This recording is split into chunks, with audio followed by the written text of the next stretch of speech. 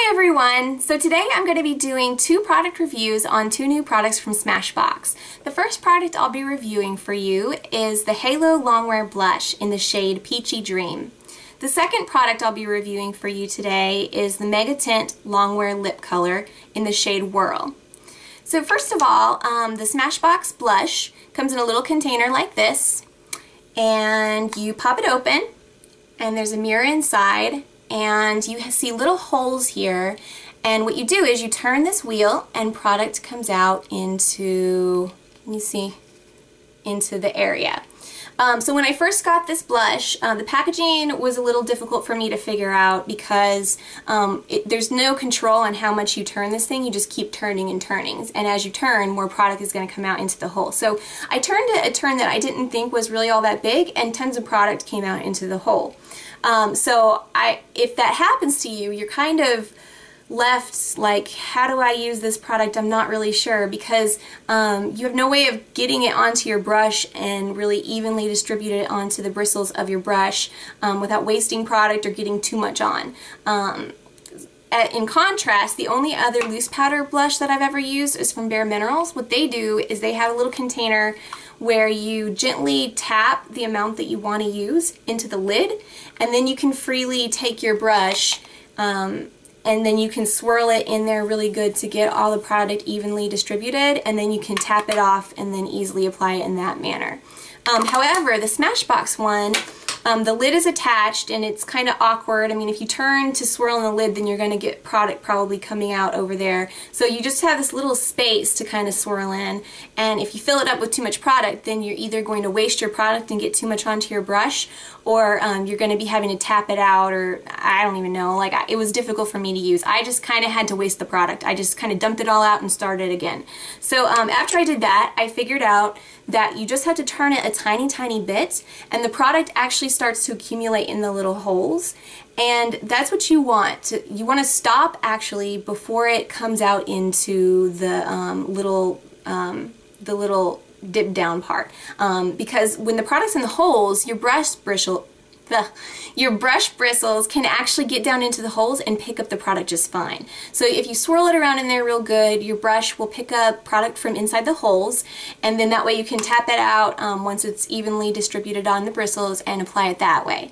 Also, on this color, it's very buildable. It's actually quite pigmented. I don't know if that's because it's just a powder or why, but it's very pigmented, and so it doesn't take very much for fair or light skin tones. So, and it's very easy to build. So I would recommend definitely turning it just a tiny bit and then building up the color a small amount at a time. So as far as how long wearing it is, I can't give you an exact time because I never feel like things really wear on me the same that they wear on other people. For whatever reason, it just, you know, when I hear a certain amount of hours on some review, it never ends up being like that for me. So I can say though that it wears about comparable to the other blushes that I have that are my more long wearing blushes. So, you know, I'm thinking like Tarte, they're, what are they called, Amazonian clay blushes, and you know, like I have an Illamasqua blush that lasts like forever on me, and you know, this one is maybe, you know, somewhere comparable to those. I wouldn't say it's like amazing, but I have noticed it lasts and stays for a good amount of time, so I don't really have any problem with that.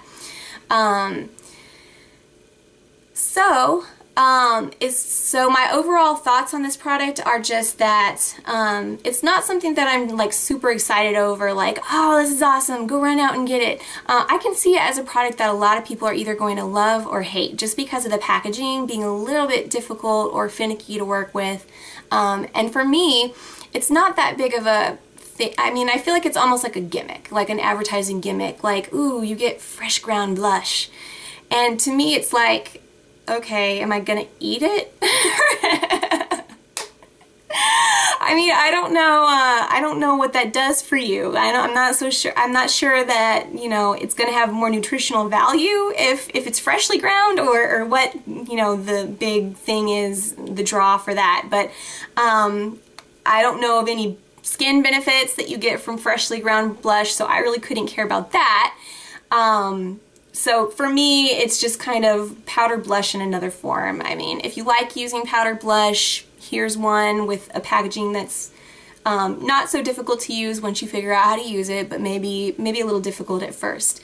So also, one other thing I have to say about it that I forgot to mention earlier is that you actually do get a good amount of product. So, I mean, even though I'm not maybe over the moon about it, or, you know, particularly impressed because of the new packaging or anything, you actually do get a good amount of product for your money, because this blush is $24 and it comes with 2 grams of product. So if you compare that to another powder blush that I have, so Bare Minerals comes with 0.85 grams. So you have 2 grams, 0.85 grams. So you're getting a good, you know, more than double the product in the Smashbox version, and the Smashbox one I think is only like maybe $4 or $5 more than the Bare Minerals one. So, you know, I think it's a good value for your money if you enjoy using this kind of product and enjoy the packaging. So if it sounds like something that's not too troublesome for you, then I say go for it. You'll probably enjoy it as a color and a blush. And that's about all I have to say about that one. So now I'm going to move on to the Megatint Long Wear Lip Color. So this product I absolutely do not recommend unless you don't mind spending a lot on lip color and you're just looking for a long-wearing lipstick, basically. To me, this product, after using it, is nothing more than a long-wearing lipstick with a matte finish. It's called a Megatint Long Wear Lip Color. It makes you think it's like a tint or it's sheer or something like that. The idea is that you're supposed to swatch it once, or do one swipe if you want a more sheer color, and then that it's supposed to be more buildable. But I found that with one swipe, I didn't love it. Like, it's very matte, and so you can kind of see, I don't know how to describe it, but you can sort of see your lips underneath it. Because the finish is the way that it is once it dries. And so once the color starts to come off, it just looks very uneven on the lips, especially when I do just a sheer coat of it. So I think it's very pretty once you build up the color. However, it really is just matte, and it's very drying. It's just completely dry on my lips. It's just a basic long wear lipstick that, you know, dries to a matte finish on your lips. The kind of thing that traditionally you'd want to wear a gloss over because it feels really dry on your lips. And I personally have a problem with that, because on their website it says it's a long wearing lip tint that conditions your pout perfectly with up to 8 hours of radiant, hydrating color. So it says that it conditions your lips and it has hydrating color. And for me, this product is very drying. It's like I said, it's matte. It's just, I mean, it's just a long wear lipstick to me. I mean, it has no moisture or anything like that. I mean, I rub my lips together, there's nothing. There's no glossiness to it, there's no balminess to it whatsoever. And then it also claims that the color is radiant. And to me, I guess this is perhaps maybe a little bit of opinion, but to me a radiant color has some sort of a shine or some sort of a luminous or light kind of effect. And this is just, I mean, it's a pretty color, but radiant, I'm not so sure. It's just a matte color. I mean, that's all there is to it. So so yeah, I'm not really a fan of this product, and I might even be returning it because in fact, well, first of all, because it doesn't really, in my opinion, it's not really what it claimed to be. And then also, it's $20 and you don't get very much product. I mean, if you look here, if it was an awesome product, I would still pay that for it. But you see my 2 fingers, it's barely as long as my 2 fingers, and it's skinny, and you have to use a good bit of this if you're going to do a couple of swipes on your lips, and I've only used this a couple of times. So I mean, you're not getting a lot of product, and for basically just a long wear lipstick, it's not really worth it to me, especially when it's marketed to be something different than that. What I can say is, if you're looking for products similar to this, but you don't want to pay the price tag, a product that I found at the drugstore that's kind of, in my opinion, sort of a dupe for it, is the Revlon Colorstay Ultimate Suede. So I watch Emily Noel 83. She's one of my favorite beauty gurus on YouTube, and this was one of the products that made her whatever she called them, like the fails for 2012. I guess her point was that this product, when in an age where they're coming out with so many hydrating, really balmy, you know, nice feeling products, this one goes on with a glossy look, but then it dries to a very matte finish and is quite drying. So I honestly don't mind that, because if I want a really long wearing lip color, like, I will do that and then just put a gloss on top of it, and it doesn't really bother me. But you know, I mean, if that's not what you want, then that's not what you want. But so to me, these two products, they wear the same.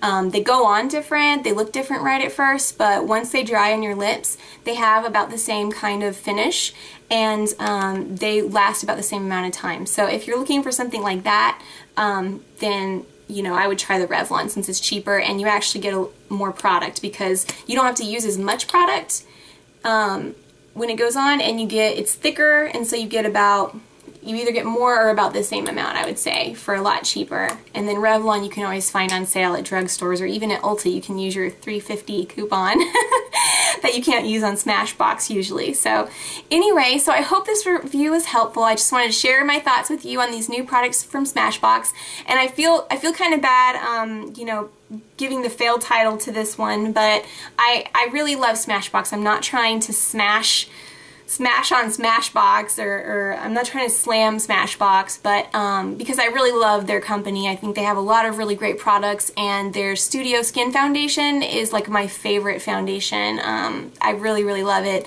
and I always come back to it. And I love their new eyeshadow formula that they came out with a little bit more than a year ago. I think it's absolutely fabulous. So if you're looking for good eyeshadows, those are really nice, and a lot of times they will come out with them in a really value saving kit, or not value saving, a really affordable value kit that will save you a lot of money. So not at all, nothing against Smashbox. I think they're an awesome company, but I just wanted to give you my opinion about these two new products that they put out. I hope my review is helpful, and I hope to see you soon. Thanks for watching. Bye!